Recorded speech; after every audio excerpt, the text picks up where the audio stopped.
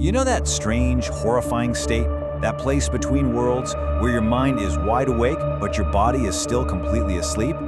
Well, today, we're diving deep into the terrifying world of sleep paralysis. And we're gonna do it by looking at some first-hand accounts that really blur the line between nightmare and reality.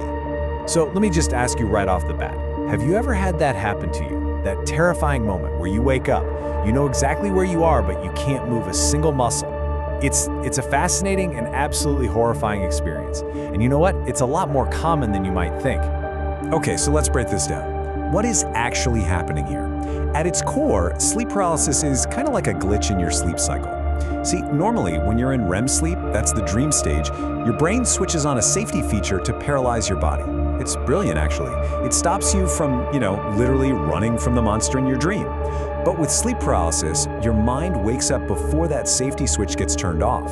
So you're conscious, but you're still locked down. And it's in this incredibly vulnerable state that the mind can play some really, really terrifying tricks on you. So our first story comes from a time of really intense emotional strain. A time where grief and stress basically created the perfect storm for a deeply personal and, honestly, a pretty haunting experience. I mean, just try to imagine the pressure. It's finals week in college, so you're totally exhausted from studying, and you're carrying the immense weight of losing your mother just a few weeks earlier. This person wasn't getting much sleep at all, which basically set the stage for something very strange to happen. And then, it happens. That classic chilling feeling. He woke up, he was in his room, but he was completely trapped. He could look around the dark room, see everything, but that was it. Just a prisoner in his own body. And it turns out, he wasn't alone. Right there, in the center of his room, a woman appeared. She moved closer and closer, knelt down, and he could actually feel her touch his forehead. And when he looked into her eyes, it was his mother. He tried with everything he had to call out to her, to say anything at all, but that paralysis just held him completely silent. So while some experiences can be deeply personal like that one, a lot of others tap into a much more primal fear, the fear of an intruder. And psychologically, this makes a ton of sense. Your brain's threat detection center, the amygdala, is on high alert. It senses you're awake, but you're helpless, and it starts desperately searching for a reason why. And when it can't find one, it just invents one. Usually a terrifying presence right there in the room with you. For this next person, it all started with a sound, faint at first, but distinct.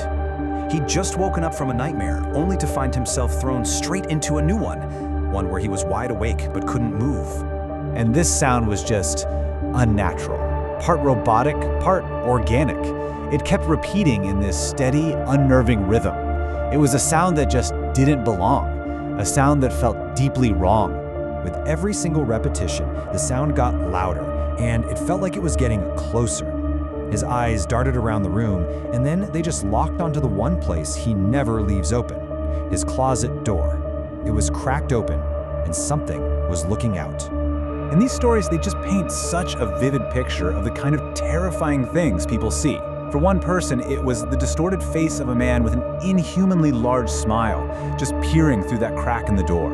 For someone else, it was a floating, grotesque, horrific head of a demonic ghost-like thing that just materialized at the foot of their bed.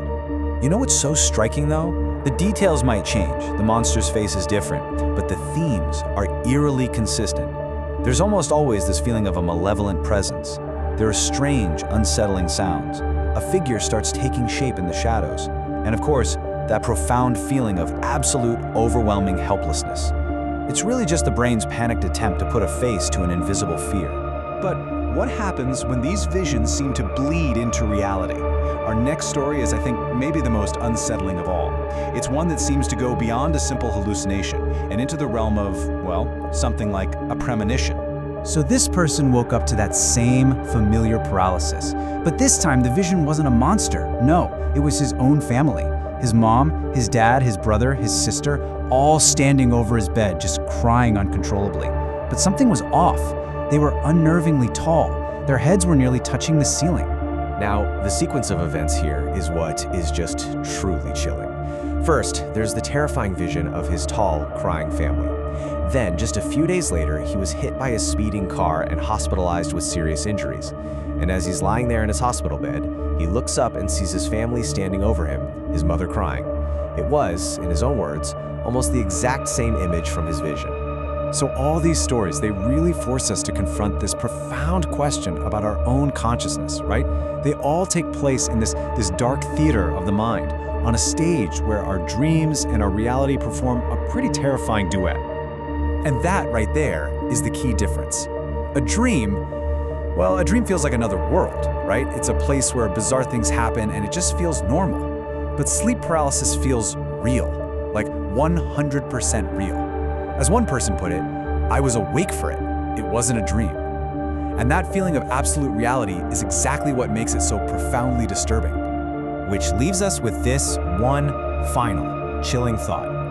When you're lying there, completely awake but unable to move, seeing and hearing things that you know can't be there, where exactly does the mind's theater end and the real world begin?